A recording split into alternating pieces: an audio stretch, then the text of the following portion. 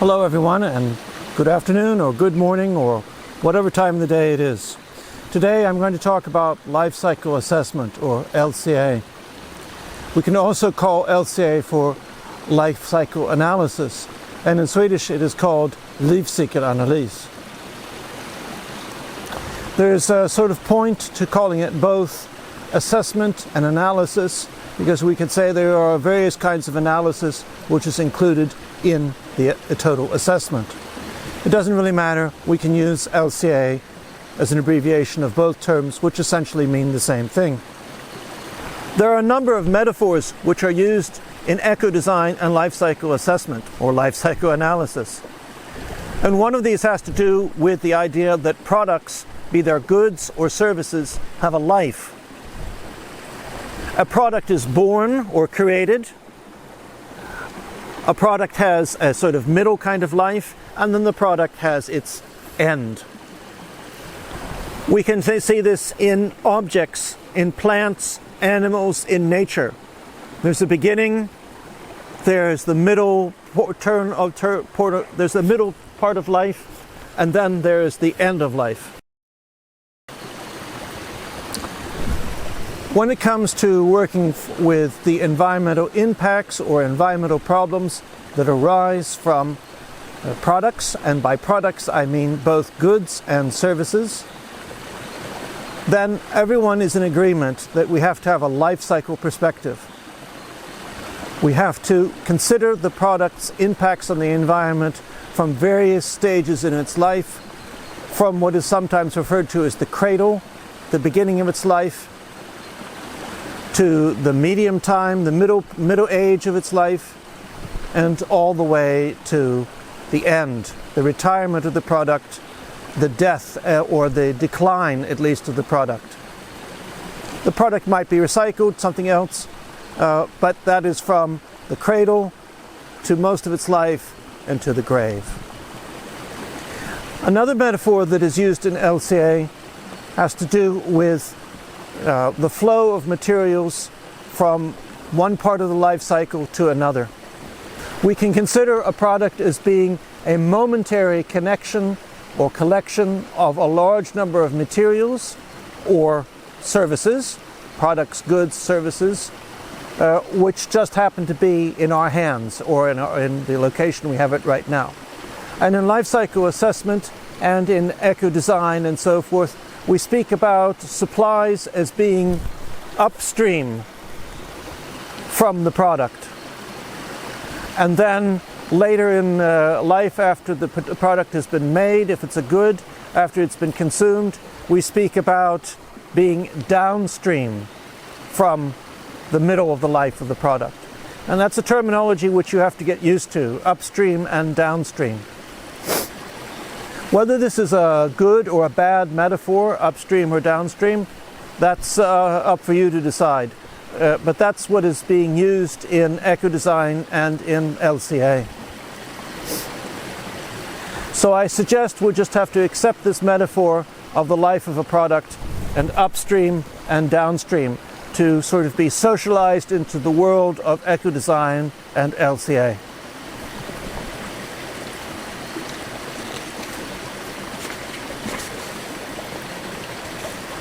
Now, an additional metaphor which is used in LCA should be related to, as I said before, a life cycle. And so in life cycle analysis, life cycle assessment, eco-design, we can speak of cradle to cradle. But like a term like circular economy, which is very much in vogue, the term is in vogue, but the thinking behind it has been around for a long time. It's just that it has been recently repackaged into something called circular economy. That happened about 5 years ago. People started talking about circular economy, it became in vogue. It's 2021 right now, and I'm sure that in 2025 there will be still people talking about circular economy, but by that time there'll be a new term which will come in vogue, and circular economy will be pushed to the side again, and it'll just be up to teachers in universities to be able to tell students about the historical development of all these terms. So, circular economy, sure, but it's just one in a number of terms that have been used for decades to talk about the environment and how we need to make sure that materials that we've taken from nature keep going in a cycle and that we use them over and over again. In Sweden, in the 1990s, the term was kretslopp or kretsloppsekonomi, circular economy, nothing new. However, with a circular economy perspective, it's not enough to have a cradle-to-cradle perspective. It's not enough to have a cradle-to-grave perspective. We have to have a cradle-to-cradle perspective.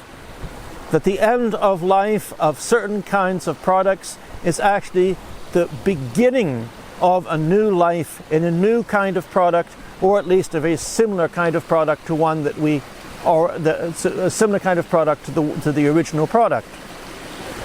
Finally, an additional term to learn is end of life. And by end of life, I don't mean this end of life, I mean this end of life. End dash of dash life, or hyphens between them. This is not the same as end of life. That is the stage in a product's life. End of life refers to a product, a good, not a service, which has reached the end of its life, but the product has no longer value to the present owner of the product. The consumer finds there is no value left to it, or the value is extremely small. When this item, and a typical example would be, say, a car, which has lasted 10, 15, 25 years, and the consumer doesn't want it anymore and doesn't want to sell it to anyone else. It may, in fact, have extremely little value in terms of it being a car. Then it is sold to a place that will scrap it. And when it is sold to this place that will scrap it, it becomes, in EU terminology, an end-of-life car. Why? It's because now it has become, as waste, a new kind of product. It can be bought and sold on the scrap market before it is finally scrapped. And then it has the possibility of becoming materials in a new product later in life, the new life of a new product. So it's important to understand the difference between end of life and end of life. Those hyphens or those dashes make a lot of difference. And in the EU, with the interest in harmonizing relations on the market between different countries, it was important to come up with a term to describe materials that have not been scrapped or recycled yet, but no longer have use on a consumer market, but have a use on some and have value in some kind of other market. Just like when it comes to environmental management systems, where we talk about environmental aspects, we talk about environmental impacts, environmental effects, and environmental consequences. We need to have terms which describe certain parts of the life cycle of a product. And in this case, thanks to the EU, we have end of life as something that we can describe when the product no longer has a use for a consumer, but before it is being taken apart or whatever is being done at its actual physical end of life.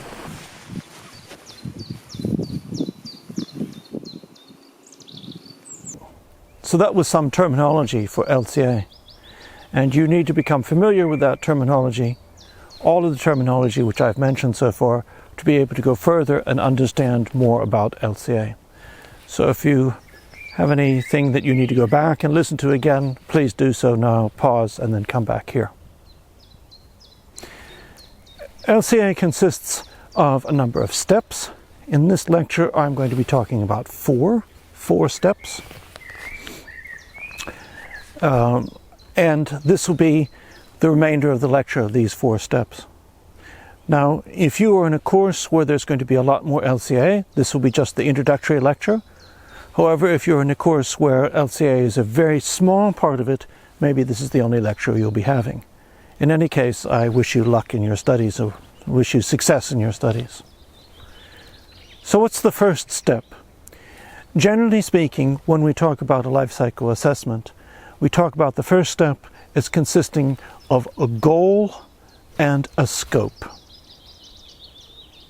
Now, just like when you're going to write a student paper, you need to have a purpose. You need to work on the purpose to be able to make sure that you get a good paper out of it. It's the same thing with an LCA. We need to have a goal and we need to have the scope, and they're related. The first question you have to ask yourself is that, well, what are we going to do? Are we going to study an existing product? Are we going to compare two or more existing products? Or are we going to use an LCA based on one or more existing products to try to lay the groundwork for developing a new product, one with a much lower environmental impact to begin with? Another question you have to ask yourself, and you may be working in a team on an LCA, is what relationship do we have with regard to our resources? And our resources are of these following types: time, our knowledge and skills, money. There could be other resources we could include. If you have a lot of time, if there are a lot of people involved, and you have a lot of money, then you can have a very big study with a very wide scope and very big goals. If you have little time, little experience, little money, then your ambitions are going to have to be quite small. It'll have to be just good enough. Now, my experience is that there are students in the university who are working on an LCA, and they have X a number of days or weeks to work on it, and they always say, close to the end of it or in their report, if I only had one more week, if we only had a few more days, we would be able to do so much more. And that's true. But in the real life, you only have 2 weeks, you only have 1 month, you only have X amount of time, and you might be working on the LCA and you might be doing something else in parallel, and they're competing for time. So you have to learn to understand that sometimes you're stuck on lowering your level of ambition, but you're still getting something done. Finally, another kind of question that has to do with this is that, has there been a similar kind of study that has been done before? Another question, I said finally, another question that one needs to think about is, who's going to read this? That might also impact on the goal and the scope, what is going to be done in your LCA study. Another question you need to ask is, what is the functional unit going to be? This is very important. And if you haven't figured out what the functional unit is, and you start working on the study, and you discover at some point that you've made a mistake with your functional unit, then you have to sort of backtrack and do parts of the study all over again. So it's better to spend at least an additional hour or more to think about the functional unit than to just sort of go right off and figure, well, it'll sort of fix itself later on. No, it's better to spend that time in the beginning as opposed to spending hours or days, or if it was a professional study with more time, maybe weeks of time having to redo things. Much better to take that time. You don't want to spend extra time, and you don't want to produce something which is a little bit less than was expected. So you're going to try to get that goal and scope approximately the right amount. And the scope has to do also with the size of the system that you're going to study. So if you have little time, you didn't get all that much money, then hopefully your goal isn't too lofty and you have a much smaller sort of scope. So this means we need to understand when something is good enough. We reach a point in time when we understand that I can't do any more, this is good enough. If they wanted me to do a lot more, they would have given me more time and more resources. I didn't get it. This is good enough. I'm not going to solve all the world problems with this study. I'm just doing one very small sort of cogwheel in a gigantic machine, and that's my part. So, you don't have more time. You don't have more resources. Get used to good enough.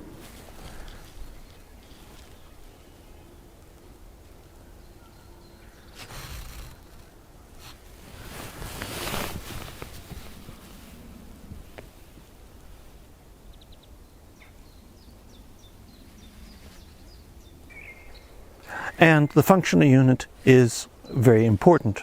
If you make a mistake with the functional unit in the beginning, then that mistake is going to cost you. It's going to cost you a lot of time and redoing certain things. perhaps even redesigning the entire study. Therefore, it's important to take some time to figure out what the functional unit is in your study. So it may sound like a surprise that we're actually not interested in the product per se in our LCA study. We are interested in the function which is provided by the product. And the product is a good or the product is a service. And we need to determine a functional unit. Why do we need to do this? One of the most important reasons for doing this is to be able to make my study comparable with another study. We may be looking at different products, but we may have the same functional unit, which makes it easier to compare the studies. So that's comparing between studies. Another reason is that in our own study, if we are comparing two or more products, these products may provide a similar function, but the products may look very different. And so to try to have a neutral basis for comparison between the various products, we need to use the functional unit. And also, by forcing ourselves to think about the functional unit, this means that we, whoever is in the team studying, me or you just doing it individually, this means it forces you to think more about the product before just running off and doing the study and typing in numbers someplace. And hopefully you will not make a mistake when choosing the functional unit, as I mentioned before. So let's think about this. If we were going to make a functional unit and we were going to study something having to do with food, just as an example. Are we going to compare, for the sake of what is good for us to eat in terms of protein, an egg, a fish, and some beans? They all contain protein. Perhaps what we need to do is we need to study what 100 grams of protein that a human can eat. That's the functional unit. 100 grams of protein, either at one meal or spread out over the day or whatever. Maybe that's something we need to think about the functional unit. So that will be 100 grams of egg protein, 100 grams of fish protein, and 100 grams of bean protein. But these kinds of foods don't just consist of protein, they have other things. So it would be 100 grams of protein plus whatever would be, say, in a salmon that provides you with 100 grams of protein, and the same thing with the eggs and the beans and so forth. So you see that this forces us to think and to understand more about whatever it is we're comparing or studying. And even if you're not comparing products, you still need to think carefully about the functional unit. Later on in your study, all of the data which you collect has to be related to the functional unit. So you need to divide or subtract or multiply or whatever it is, the data that you get, and make it in relationship to the functional unit. In this case, I said 100 grams of protein. You could have, at a kilo, you could have had 10 grams, whatever it would be. And we could think of non-food situations, of course. Therefore, the functional unit is extremely important in your study.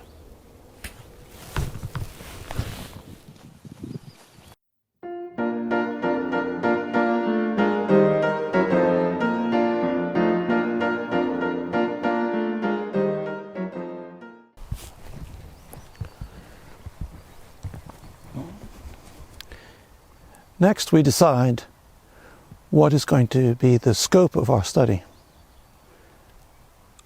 We have to decide what the boundaries are going to be, and we also have to decide how we're going to construct a model within the boundaries which describes the various parts of the life cycle and the flows between the different parts. Each different part has flows into and out of it, energy used, emissions out, and then a further continuation as the product is put together, either as a goods or a service. When we're working on our model, this is sometimes referred to as a system model. Sometimes it's also referred to as a system tree. with the idea that we have trunks and branches and roots, and that we have movement of materials along a particular direction. It looks a bit like a tree with branches at the top, many things coming together, and then the service is performed or the good is produced. And then we have this period of time, depending upon what kind of product, if it's a good, we have the use phase, which is sort of like the trunk in the tree. And then if we think about the roots as being waste management, then it could be incineration, recycling, etc. And it could be different kinds of paths that are taken for this. So we have at some point a skeleton which consists of the various parts of our model.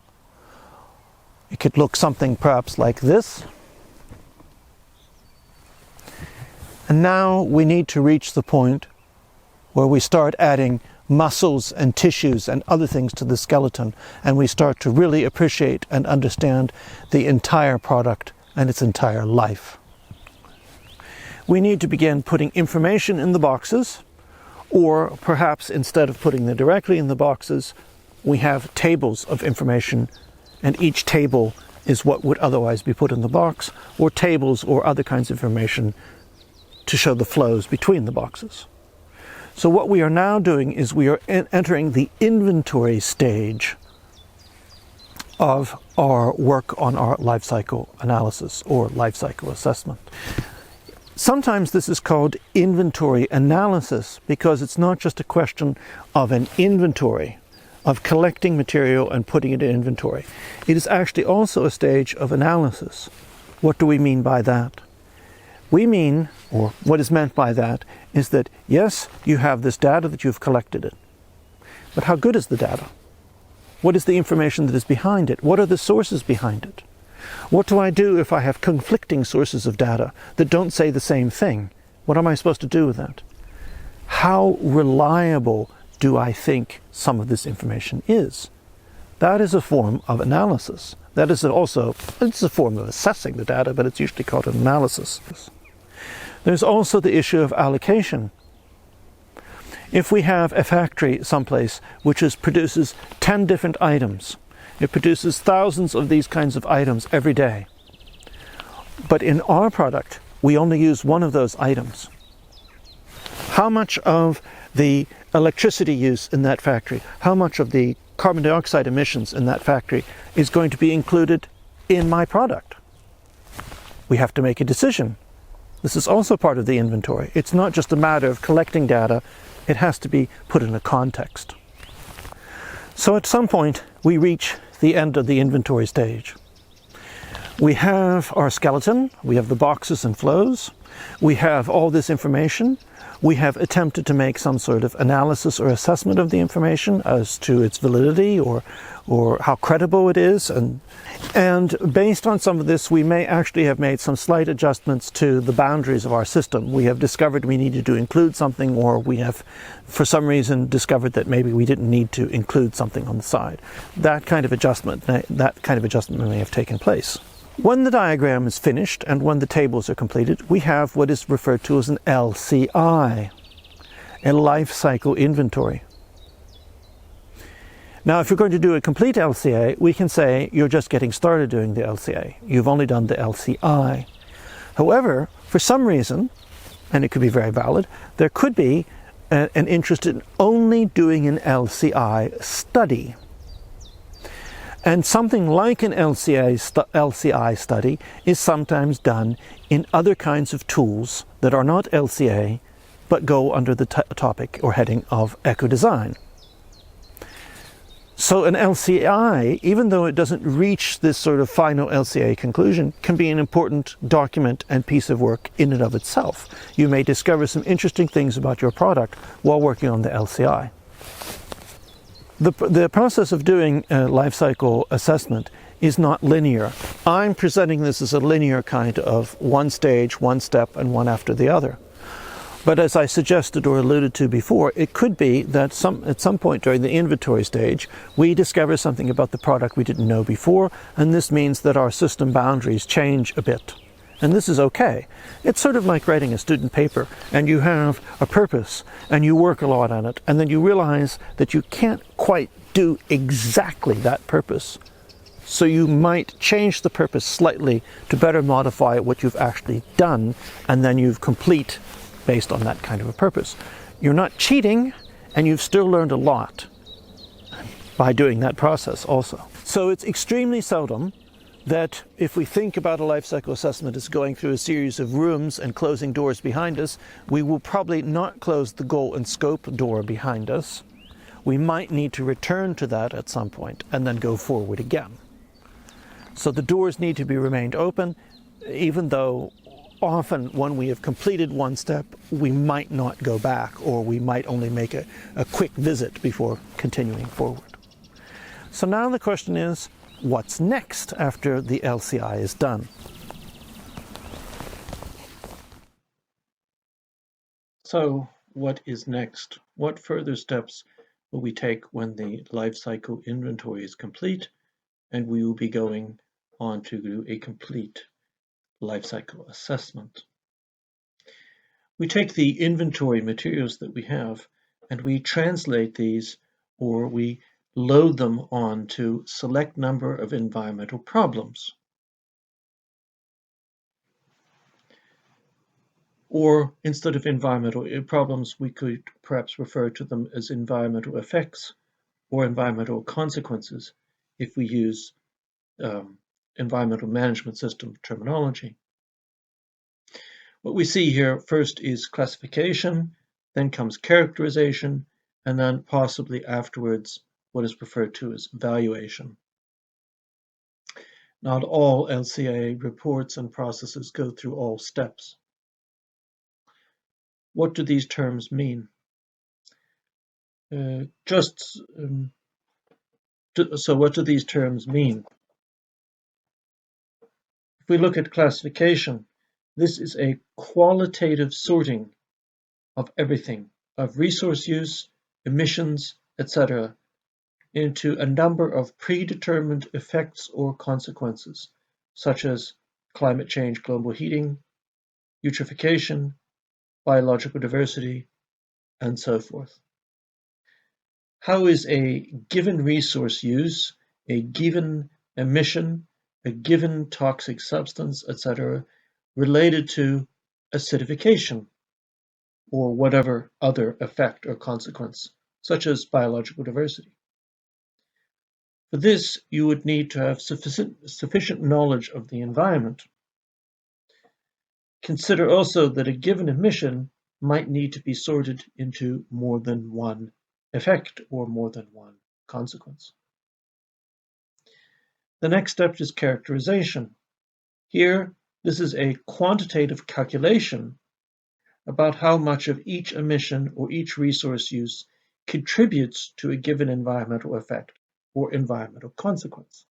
So in classification, we do a qualitative sorting based on our environmental knowledge, and then characterization, we take this and more specifically allocate exact amounts of resource use, emissions, toxic substances, whatever, to specific environmental effects or consequences. When you have completed the classification and characterization, you should be able to see which parts of the life cycle have the greatest contribution to the various effects. Usually it's a rather complicated picture. It might be difficult to see this all in one picture on a screen. So often a user of LCA software looks either at an effect category, one at a time, and where different parts of the life cycle can be seen, or looks at a particular stage and to see which effects dominate at the particular step. You can, of course, try to look at everything at the same time. That's possible. Finally, when it comes to valuation, and you have to decide whether you're going to do this or not, or whether the specification for your report calls for this, you attempt to weigh all the environmental effects together and place value on one effect versus another. This means that everything may be boiled down into one particular index. So we weigh everything together and we come up with one number, or perhaps we don't weigh everything together and instead, with no valuation, we let the data, so to speak for itself. Now, in this diagram here, this is based on a presentation that somebody from Volvo Car Corporation made about 20 years ago. And there was a comparison in a presentation I saw where a Volvo V70 at the time and a Volvo S50 at the time, they calculated everything down to a unit, which were called an environmental load unit. And the different car models had different environmental load units. The larger the number, the worse for the environment. The other option without valuation is to have the different effects or consequence categories: global warming potential, ozone depletion in the stratosphere, acidification, biological diversity, and so forth.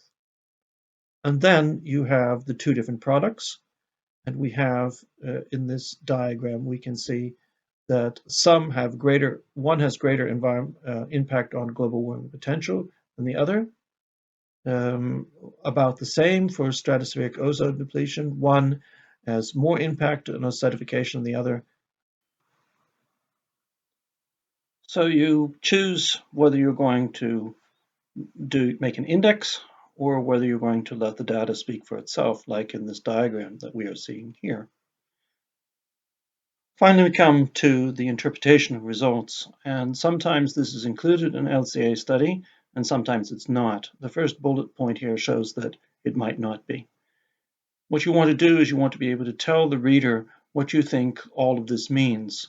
You have to think in terms of making a presentation in your report of the results for the person who might not be reading the entire report.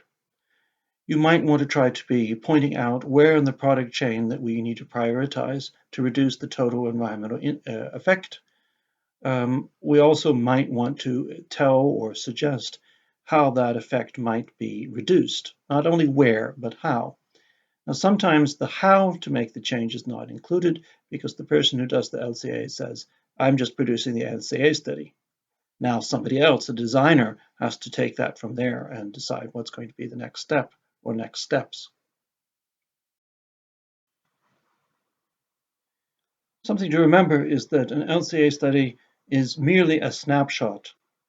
It is a report about exactly the environmental effects, where they occur in the life cycle and what they are, and a prioritization, perhaps what is the most important to deal with or not, at a given point in time. When too much time has transpired between the study and then somebody reading the study and perhaps wanting to use it, then the results of the study may be too old to be able to base decisions on the results and recommendations. Another consideration is that, the world is a global market, and a company during the space of a year or two might make significant changes in their suppliers. And with changes in supplies, sourcing from different places in the world, this means that the information that was included in the LCA may no longer be valid, and the results can't be used to make decisions anymore. Again, this means that the LCA is a snapshot. It isn't really showing any sort of dynamic changes. There's also a logic in what we could refer to as the product system, what developments are driving products. And in the orange box we see below there, we can see that is what an LCA normally includes, but the product system is much larger, and things occurring outside the LCA study is just as important to understand what's going to be happening in the future. So all LCA studies have some sort of best before date, and they're always a snapshot of reality at that time.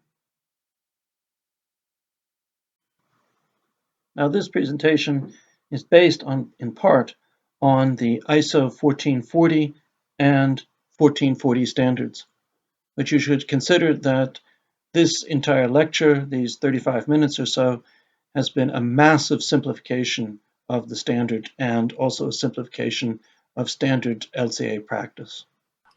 Also, if you're using LCA software, say CIMA-Pro, Gabi, or one of the ones that isn't as dominant in the market as those first two, you have to consider that some of the terms which I have used here in this lecture, you won't see these terms necessarily in the software itself. You will see other terms used.